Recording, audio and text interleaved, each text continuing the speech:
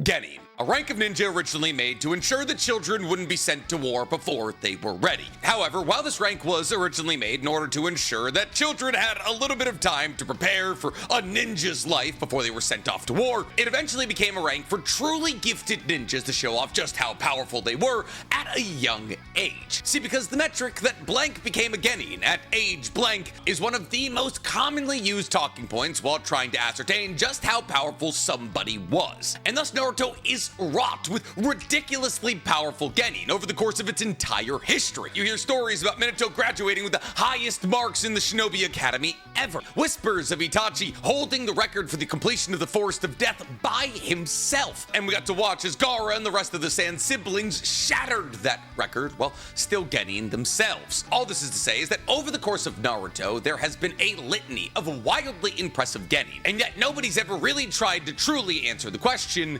who out of them was the most impressive? Which is why today that's exactly what we're going to be trying to do. Because today we're talking about childhood geniuses in the strongest Genin in Naruto, ranked and explained. But before we get to ranking or explaining anything, guys, please, for me, like this video, subscribe to the page, and hit that noti bell. And if you're looking for one additional NC Hammer 23 video every single week, guys, you can go ahead and find my Naruto reaction series using the fourth wall link in my description below. We have officially started Naruto versus Neji. But before we get into all that, today I want to talk to you about the sponsor of today's episode, Current. Current is a banking app that gives you more for your paycheck. But how do they do that, you ask? Well, Current prides itself on allowing its customers who qualify to have a paycheck advance up to $750, which is 50% more than their competitors. They also offer a build card that allows you to build your credit safely without risking money you don't have. Current users who use the build card see, on average, an 80-point increase to their credit score over the course of 6 months. They also offer fee-free overdrafts. Accidentally pull too much money out of your account? Don't worry, Current's got you covered. Want to get money into your account and quickly? Current offers up to 2-day faster direct deposits. Want to make your money work for you? Current offers up to a 4% bonus on your savings, which is 10 times higher than the national average. And if you have any questions about how the app works, Current also offers 24/7 live support. So what are you waiting for? Sign up at current.com/NCHammer50 and use my promo code NCHammer50 to get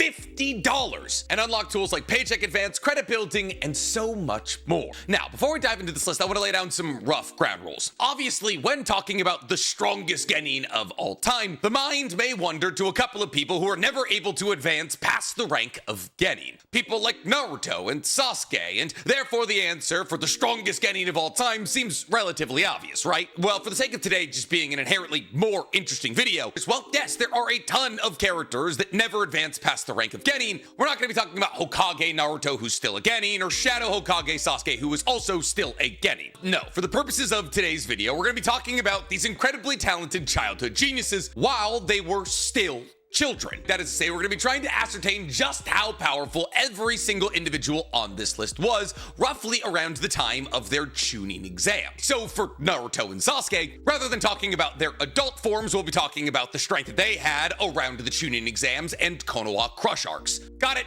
Good. Let's get into the list. Actually, before we get into the list, I do want to do just one honorable mention. See, this is somebody that I very much wanted to include on this list, but on account of the rule that we're talking about the strength of these Genin roughly around the time of their first Chunin exam, unfortunately, there was really no way to include him. The honorable mention on our list, ranking the strongest Genin in Naruto's history, is Might Die. See, Might Die unfortunately doesn't fit in with the rest of this list on account of the fact that basically everything we know about him from a power perspective comes from when he was already an adult. However, on account of the fact that he was considered an eternal Genin, as he was never able to master ninjutsu or genjutsu and therefore was never able to work his way through the Chunin exams, he is still technically a Genin even at the time of his death. And considering the fact that Might Die was an 8 Gates user who was comparably strong to Rock Lee or Might Guy, that power packed in the package of a Genin is, well, kind of insane. An insanity that's backed up by really the only feat that we know about from Might Die, where during the Third Great Shinobi World War, he swept in to save his son from the 7 Swordsmen of the Mist. And not just any old 7 Swordsmen of the Mist, but apparently the strongest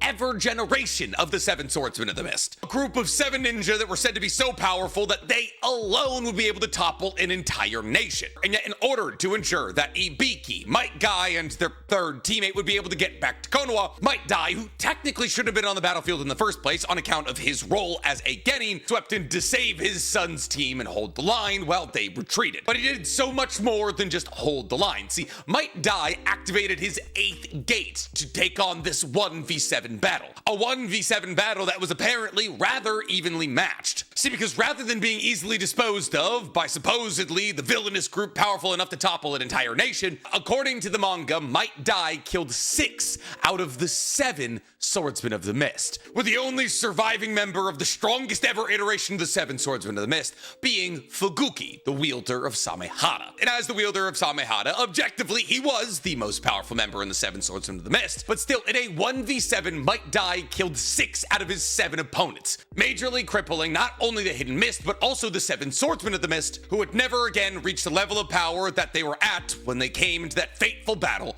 against Might Dai. And consider the fact that that's pretty much the most impressive thing a Genin not named Naruto or Sasuke has ever done, I would love to put Might Dai on this list. However, because we have no idea how powerful Might Dai was around the time of his first ever Chunin exams, unfortunately, we can't. Shout out to the OG Bushy Brows. Speaking of Bushy Brows, though, however, coming up in our last place spot, at number 10 on our list, ranking the strongest Genin in the history of Naruto, we have Rock Lee. Listen, Might Dai walked so Might Guy and Rock Lee could sprint. He proved that in order to become a splendid ninja, you don't need anything more than just taijutsu. A platform that both Might Guy and Rock Lee built upon massively. And while Rock Lee doesn't really do anything outside of losing over the course of the Chunin exams, kind of like how nobody could ever find it in their heart to slander Maharaga because Maharaga only ever takes on the hardest of battles, all of the losses that are handed down to Rock Lee are well earned. See, because over the course of the Chunin exams, Rock Lee fights in 3 battles. And his first battle, he takes on a Sharingan-wielding Sasuke and beats him so badly that Sasuke thinks he's teleporting. And if it weren't for Might Guy's interference, there's a fairly decent chance that Itachi's plan of harboring hate in Sasuke's heart to make him powerful enough that he wouldn't be manipulated one day would have come to an abrupt end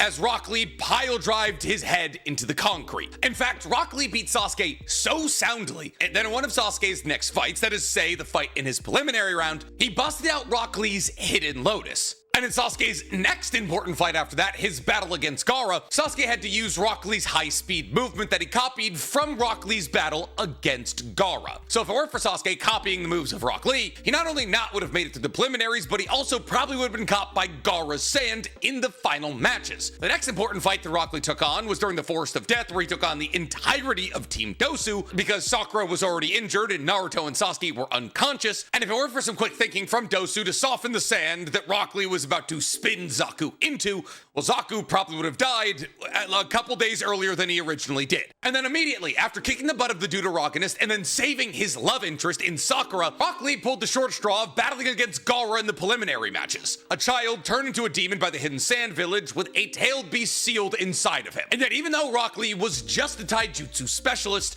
he became the first ever person to lay a hand on Gaara. And if it weren't for the strain that the 8 gates put on his body, causing him to wince, giving Gaara a moment to replace himself with a sand clone, well then Shukaku would have finally been freed and the Hidden Sand would have had to wait a couple of years to get their hands back on their tailed beast. But as we're talking about members of the Konoha 12 who had to fight against Gaara, we might as well get to our next entry on the list. Because coming up at number 9 on our list, ranking the strongest Genin in the history of Naruto, we have Sasuke. Oh, Nick, what are you talking about? Sasuke as a Genin mastered the Chidori. He shouldn't be number 9.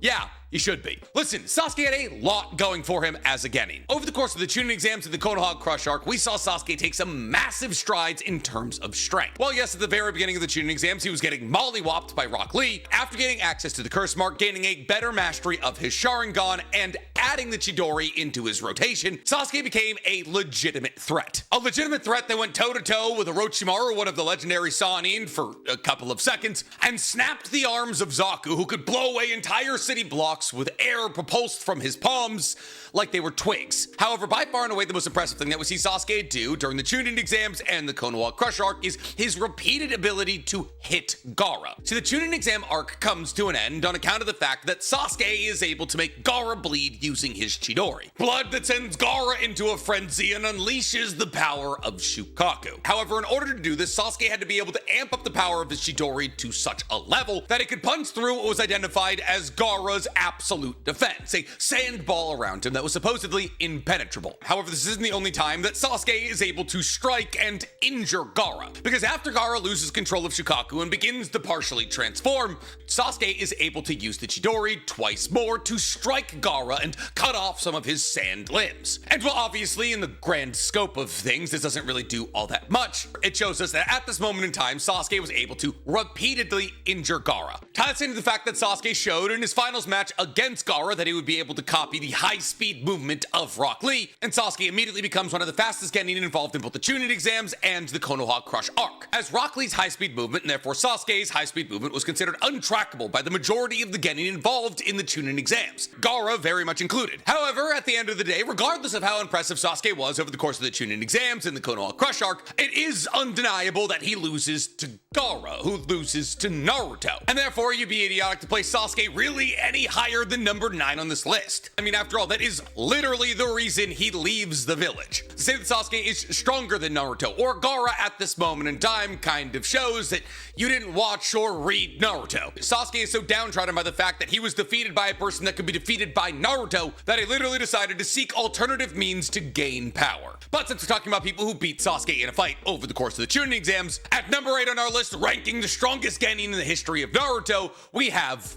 Gaara. Now listen, I understand. A lot of you are thinking to yourselves, there's no way that Gaara could be this low. Gaara, the child who had never seen his own blood until the final match of the Chunin exams. Gaara, the 12-year-old who his father, the Kazekage, had been trying to assassinate for 6 years unsuccessfully. Gaara, a perfect weapon created by the sand as an answer to the daimyo trying to slash the shinobi funding of the Hidden Sand Village. Yes, that Gaara, you're saying there's 7 people stronger than him? Yeah, I am. See, well, yes, the Konoha 12, and especially the 9 rookies who were a part of the Konoha 12, are talked about as a once-in-a-lifetime kind of year of Genin, and therefore they really should not be taken as the standard metric on what a Chunin exam would look like. Amongst the Konoha 12s, there were several once-in-a-generationally powerful ninja, like Naruto and Uzumaki, Sasuke, the last of the Uchiha, Shino, one of the top 3 strongest Aburame maybe ever, Choji, Shikamaru, and Hinata, the future heads of their clans, Neji, considered to be maybe the greatest Byakugan user ever, and Kiba, Ino, and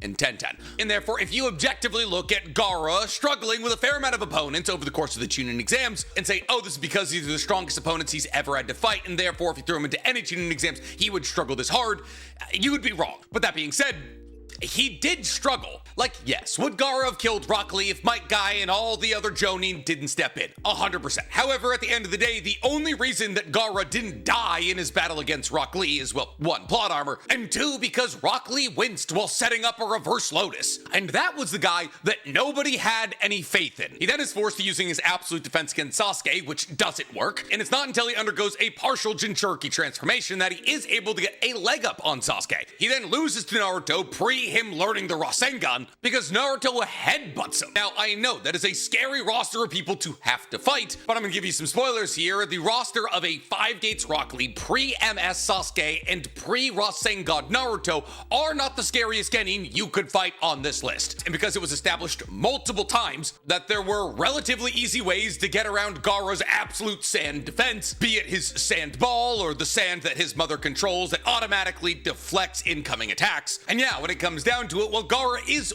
one of the stronger Genin involved in Naruto's generation's Chunin exam. He's not even the strongest, and therefore he can't end up all that high on this list. However, you know who can end up just a little bit higher than Gaara? Well, his own son, because coming up at number 7 on our list, ranking the strongest Genin in Naruto's history, we have Shinki. Now, I know what you're gonna say. Shinki has way less feats than Gaara, and you would be right. Objectively, he does. Not only is the Chunin exams of Boruto kind of a mess, but the telling of the Chunin exams is very different in the anime than it is in the manga. However, using all the information that we have access to right now, we know that over the course of the Chunin exams, Shinki was able to rather easily dispatch of Iwabi, Denki, and Metal Lee in a team capture the flag event, and then in the one-on-one matches that usually wrap up the Chunin exams, Denki was able to take on Mitsuki and corner him to the point where he was going to need to activate his Sage Mode transformation, but decided not to because his body wouldn't be able to handle it, even though Mitsuki had technically the upper hand against Shinki on account of the fact that his iron sand was conductive of the electricity that Mitsuki's able to control with his snake lightning. And then Shinki in the final match, at least in the anime, it doesn't happen in the manga, takes on the combined forces of both Sarada and Boruto. And while neither Sarada or Boruto were anything special as ninja as Genin, Shinki is able to defeat Sarada, and then as Boruto tries to use his shinobi gauntlet to take on Shinki, the match is ended and Boruto is forced to forfeit. But Nick, all of this is inherently less impressive than Gaara defeating Sasuke and Rock Lee, and you're right, it is. However, it is objectively undeniable that Shinki and Gaara are not just the same exact character. They literally have the same backstory, except for the fact that Gaara finds Shinki and gives him a hug, while Gaara's father just saw him upset and tried to kill him more often. Hey, listen, if those tears are obscuring his vision, that's a great time to stab that 7-year-old in the neck. And while Gaara may have more impressive feats and has done more wide-sweeping, powerful attacks, Iron Sand is inherently just more powerful than being able to control regular sand. This is a well-known and established law in the Hidden Sand Village. It's why the third Kazekage was said to be the strongest Kazekage ever, because he can control Iron Sand, and Gaara himself admits the fact that controlling Iron Sand is more powerful than what he does. And therefore, there's really no reason for us to believe that Shinki, who's written exactly like Gaara minus the tailed beast that Gaara can't even really control, should be weaker than Gaara. However, if you want to say based on the back of all of Gaara's feats that Gaara is stronger than Shinki when both of them were Genin, sure, I can't argue it. But enough about all these ninjas from Naruto or Boruto's generations. Let's go back in time. Because coming up at number 6 on our list, ranking the strongest Genin in Naruto's history, we have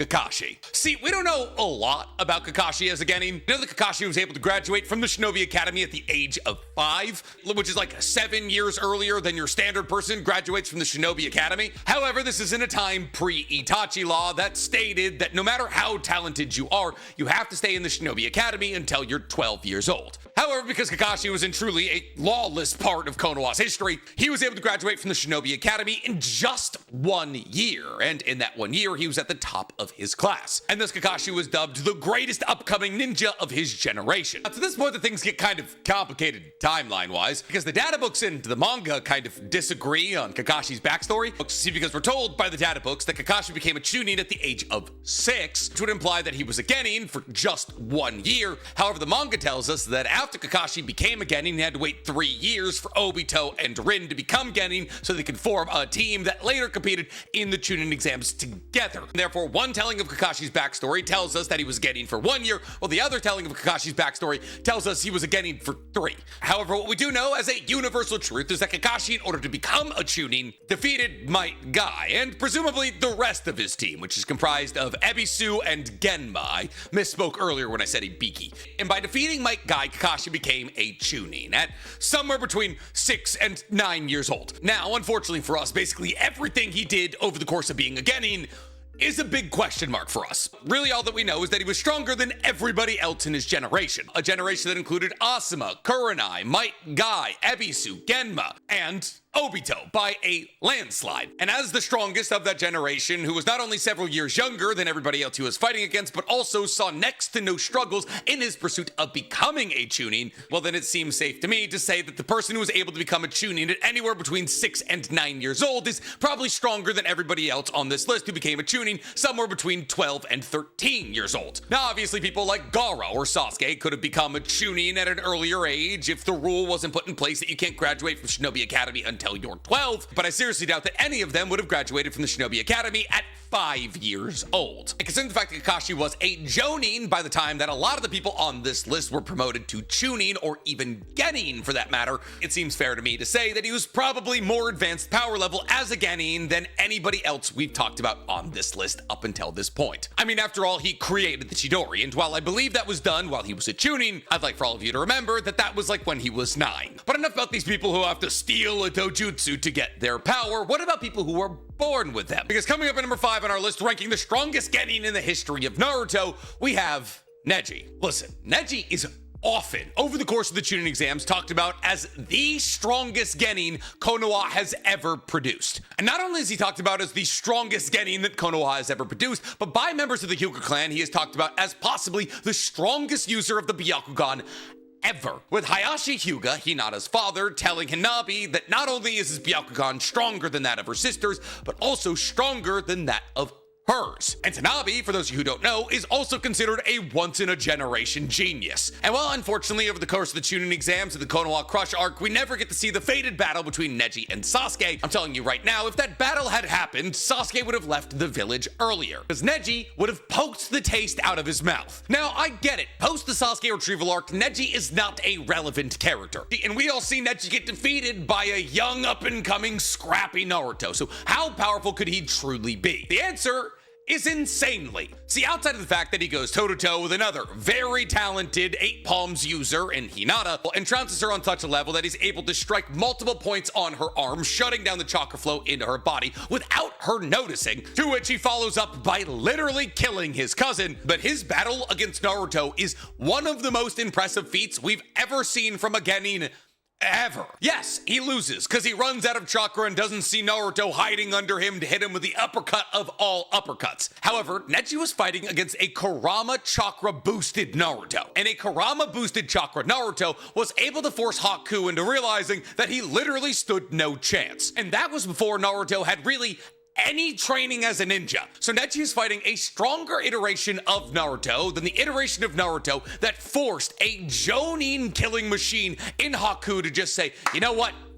Kill me. And mind you, well, many will say, oh, but Haku wasn't trying to kill Naruto. At the end, he absolutely was. And while Sasuke, after activating his Sharingan, was vaguely able to keep up with the movement of Haku between his ice mirrors, Naruto was able to grab him. And while Haku had maybe slowed down a little bit over the course of his battle against Naruto and Sasuke, it is canonically accurate information that Haku travels between his ice mirrors at the speed of light. And when Haku realized that Naruto was tapping into some vicious and powerful chakra, you can bet your bottom dollar he started hauling a bit more ass than he was before, because Haku was afraid of Naruto. And yet, not only was Neji, over the course of his 1v1 with Naruto, able to keep up with a stronger version of Naruto than Haku had to fight, but he was able to counter a full-on attack from Naruto using his rotation. In a power clash, Naruto and Neji came out equal, and Kurama Amped Naruto is consistently scaled to city level as a Genin with relativistic speed. And Neji, who was just a guy with 2 Byakugan, which we realize down the line is not all that impressive, was able to go toe-to-toe with Naruto. And yes, he loses 100%, but being able to hit that iteration of Naruto and dodge incoming attacks from that iteration of Naruto and counter out a full offensive blow from that iteration of Naruto is insane. So was Neji actually the strongest Genin that Konoha had ever produced? No, clearly not. Naruto won. But is he up there? Yeah. 100%. But I'll give you one guess on who's going to be one spot above Neji at number 4. Did you guess yet? Well, if you didn't, coming up at number 4 on our list, ranking the strongest Genin in Naruto's history, we have Naruto. Oh, Nick, Naruto isn't that strong as a Genin. He was relying on the power of Kurama the entire time. Yeah, man.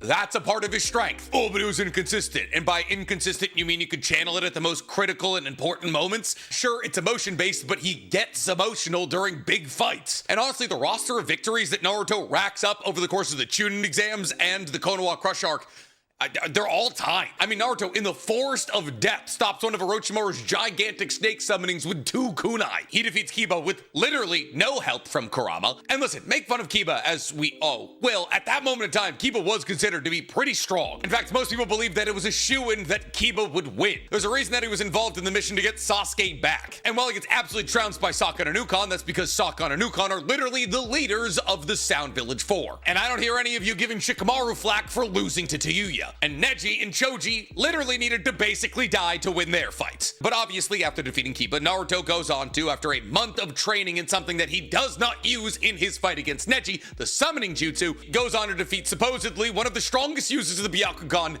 ever. And if that wasn't enough, after 3 Chidoris from Sasuke isn't enough to cut Gaara down, Naruto goes on to 1v1 a full-tailed beast release from Gaara, which means Naruto basically takes on Shukaku, a tailed beast, as a Genin. And yeah, Gaara's tailed beast transformation is weird, and Gaara's like asleep on top of Shukaku's body, so all Naruto really needs to do is hit Gaara in the head about as hard as he possibly can. So it's like fighting against a tailed beast with a massive weak point that they usually don't have. But Naruto is able to summon Gamabunta, and he is able to use use a transformation technique on Gamabuta that turns him into Kurama. And so, well, yeah, Gamabuta is doing the majority of the work here. The fact that Naruto was able to summon him in the first place means that Gamabuta is an extension of Naruto, and thus for defeating maybe the strongest Byakugan user of all time, and a Jinchuriki who undergoes a complete tailed beast transformation, all in the course of like a day. Yeah, I'm gonna have to give Naruto our number 4 spot. Who could possibly be stronger than the kid who was able to wipe the floor with somebody who was considered to be a sure win against Jonin, the strongest Byakugan wielder of all time,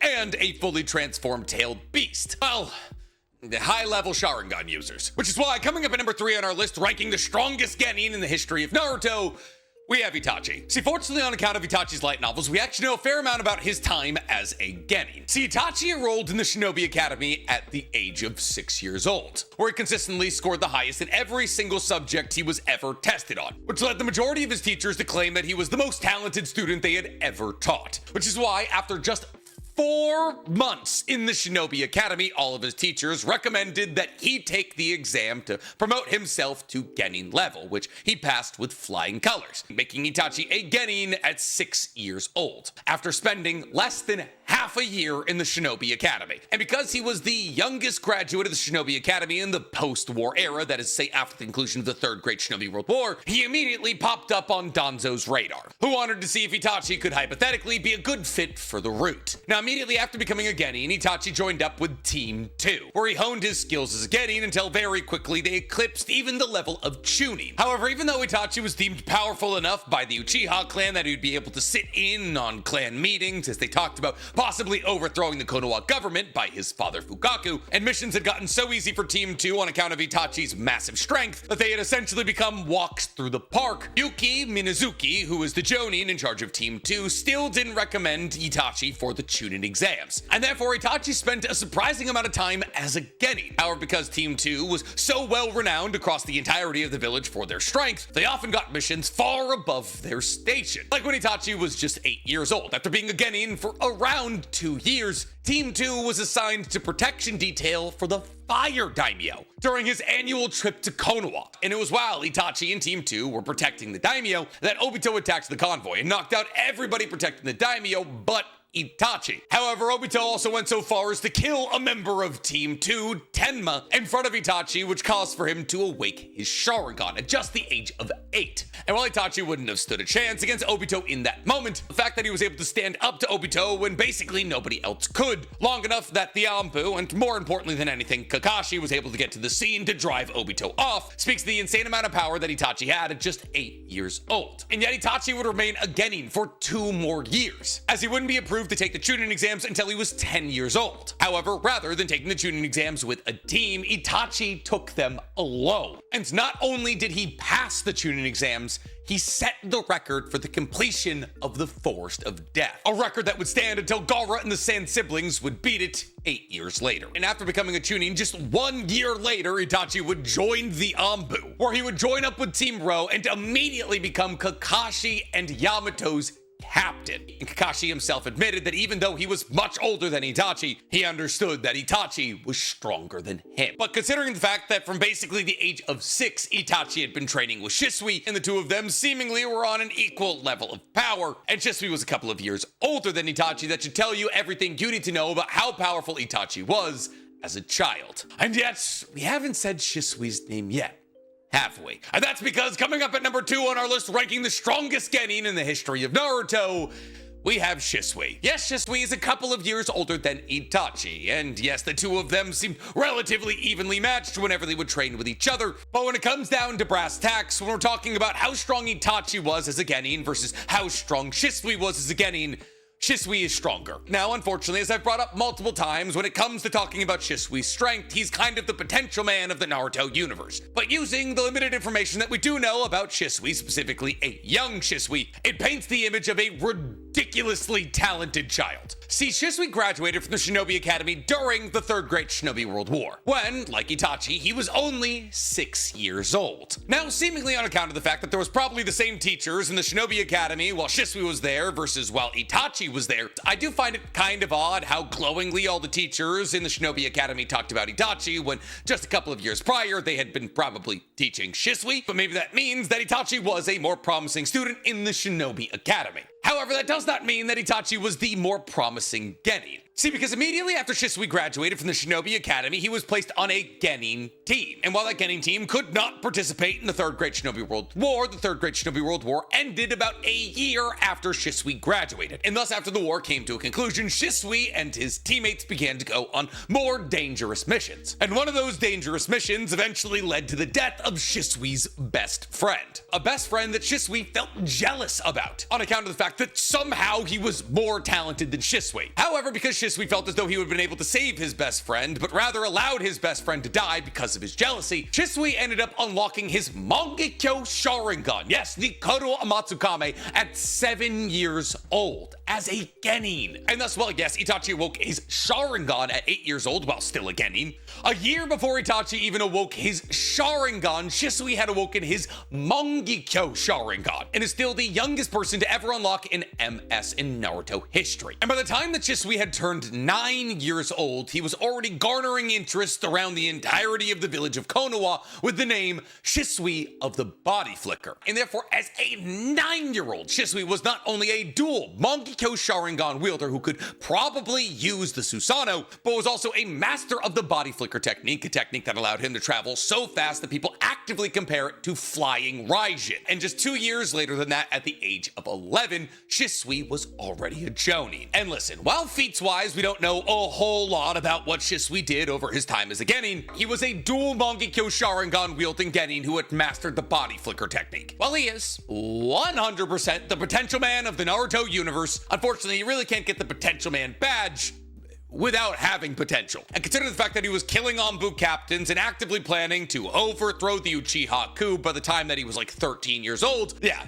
you can imagine just how powerful he was as a Genin. But was he as powerful as our #1 spot? Well, obviously not, at least according to me. Because coming up at #1 on our list ranking the strongest Genin in Naruto's history, you guessed it, we have Minato. Now, like with a lot of the other characters on this list, we don't know all that much about what Minato did as a Genin. We do know, however, that he graduated from the Shinobi Academy with the highest ever marks on the graduation exam, a title he still holds today, that he graduated somewhere around 9 or 10 years old, and that when he graduated, he joined Team 10, under the tutelage of Jiraiya. And while we don't know a lot about Jiraiya and Minato's time together, we do know that it was pretty drastically cut short. See, we know that Minato fought in the Second Great Shinobi World War. We learned that in his one-shot. However, Minato would have only been somewhere in the region of 12 to 14 years old by the time that the Second Great Shinobi World War came around. And considering the fact that he was somewhere in the region of 10-ish years old when he graduated from the Shinobi Academy, that means that him and Jiraiya really only had a couple of years together as Team 6. Because during the Second Great Shinobi World War, the Ame orphans would get the second part of their name, and Jiraiya would adopt and raise all of them for 3 whole years. 3 whole years where Minato became a Jonin and became the next hopeful Hokage. And while we learned in the Minato one-shot that Jiraiya and Minato were battling alongside each other, but Jiraiya wasn't really still training Minato, that means that the majority of training that Jiraiya gave to Minato probably happened before the Second Great Shinobi World War, and therefore before Minato became a Chunin, which means that any and everything that Jiraiya probably taught Minato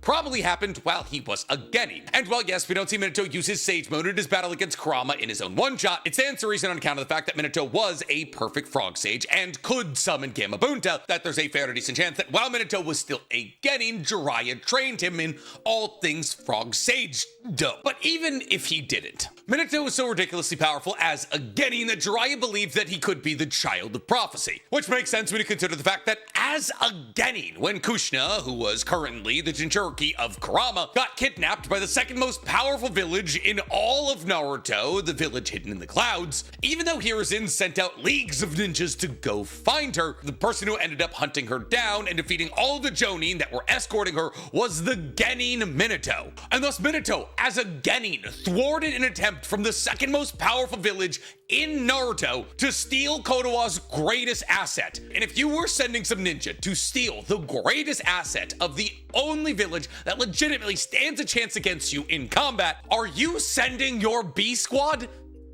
No. and thus Minato pretty single-handedly stopped another war from starting and saved Konoha while a Genin. And considering the fact that in Minato's one-shot, he's displayed as a Chunin, or maybe a Jonin, it's never specified, as having such a level over Flying Raijin that he's able to teleport his entire team, Team 6, away from a tailed beast bomb being fired at him by both Han and Roshi, then it's safe to assume that Minato most likely started training in the ways of Flying Raijin as a Genin. But listen, like I said, like with Minato, we don't have all that much information about him as a Genin, and therefore a lot of this list is speculation. So I'm curious to hear from you guys. Who do you believe are the strongest Genin of all time in Naruto? Let me know in the comments below, and while I get down there, please, for me, like this video, subscribe to the page, and hit that noti bell. Honest question, if we had included Might Die, where would you put him on this list? I feel like I'd put him at above Itachi, but below Shisui, maybe.